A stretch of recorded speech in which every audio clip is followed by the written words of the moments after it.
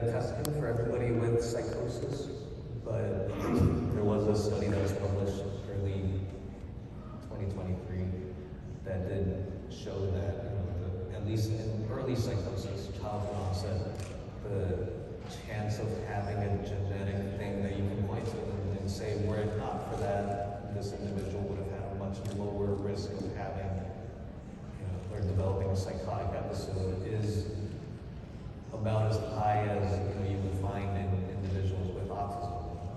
And in autism spectrum disorder, we have landed at, for everybody with the diagnosis of autism spectrum disorder, intellectual developmental disability, really at the time of evaluation, we do want to do a genetic test because there are genetic etiology-specific treatment pathways.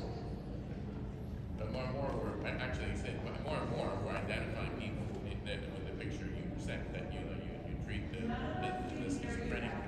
I'm sorry. Okay, I was saying more and more the gentleman pointed out the types of patients are increasingly young adults or late adolescents with early psychosis, who then, when you treat the psychosis or even treat the bipolar disorder, you come up with a suspicion of autism spectrum disorder. And the point is I'm making is that is being recognized more and more. And in fact, I actually never believed before 15 years ago that you actually can have that dual diagnosis. And in fact, you can. I've been able to encounter individuals who definitely met criteria, both for schizophrenia and autism, or for bipolar disorder and autism. And yes, and actually, by the way, the same basic rule for this applies also for younger kids who may have comorbid ADHD or comorbid depression. The key to their improvement is really treating the comorbidity first. That's the real benefit. That sometimes does even more than ABA. By the time you get to an older child or adolescent or adult, ABA is not going to do that much. It's really going to be more effective for the little kids and for kids under 6.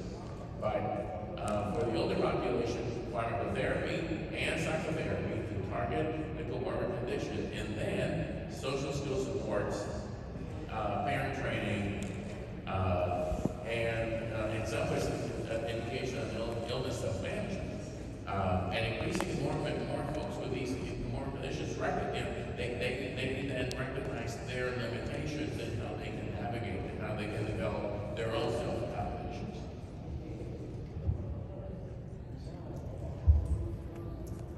Oh, lots of hands. Can you comment a little bit on the prevalence of Yeah, we better. any progressive Do you want to repeat?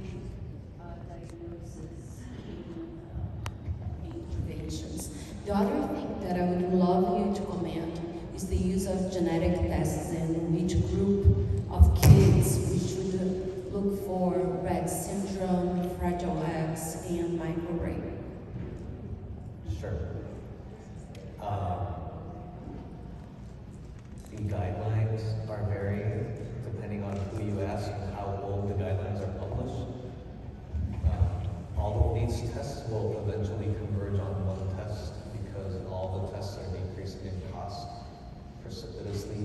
Whole genome sequencing can be done, but the test itself can be done for a little bit under $1,000 if you ask the people that are running the test. The challenge is in making sense of all of these things. Looking for a specific genetic condition, I think, is a tough ask for a primary care physician. Although the primary care docs might disagree and say, yeah, I can diagnose Fragile X by appearance, or I can diagnose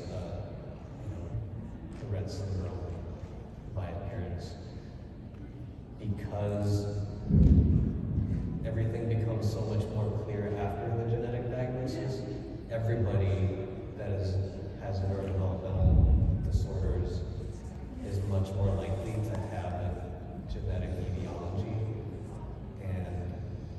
insurance, as of this time, most of them will immediately pay for a Fragile X and chromosomal microarray at the time of diagnosis of autism spectrum disorder.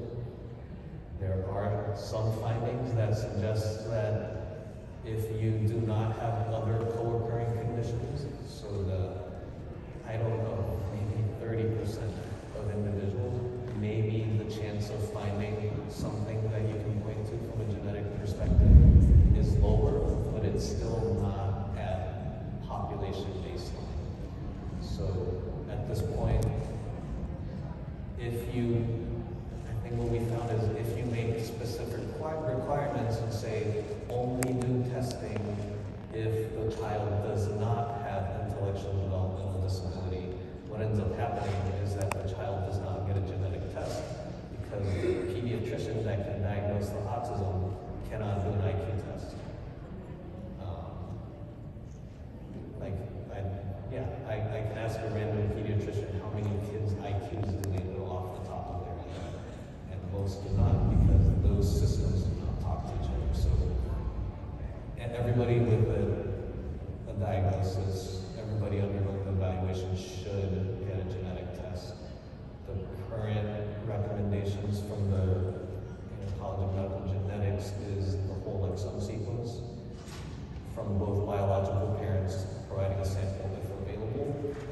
Practically, what insurance will pay for, and prior to getting that done, is the Fragile X and microarray.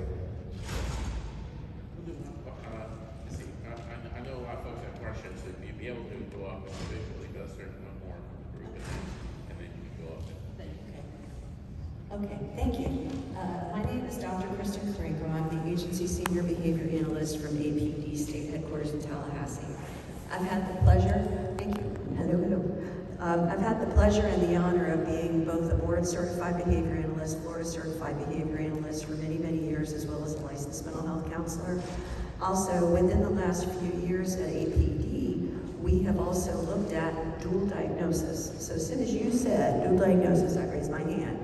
There is active research and active pilot studies going on right now in terms of looking at the crisis intervention level, but also bringing that information and bringing those needs assessments to match what the service array needs to be in order to provide services and supports for people who have a dual diagnosis. If they have an intellectual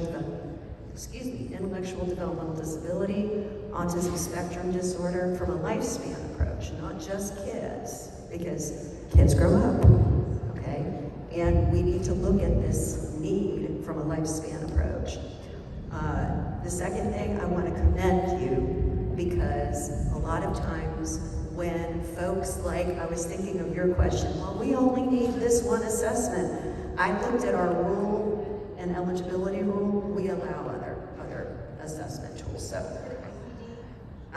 yes ma'am, I do. Okay, because we were informed that we had to have that, or we weren't allowed to submit anything for a. I'm going to give you my card before you go. Let me also add that sometimes the people who say that are the least informed of all, i.e. A staff member following an algorithm on the other end of a 1-800 line for an insurance company doing pre-authorizations. Many times asking them to check with their supervisor or filing an appeal to go up to a clinician might get the trick done. This was an APD person, that's why. Okay, I'm going to give you my card. Yeah, okay, but we definitely need to push back on those, because those are not, they're not doing our service. Thank you all for coming. Please come up and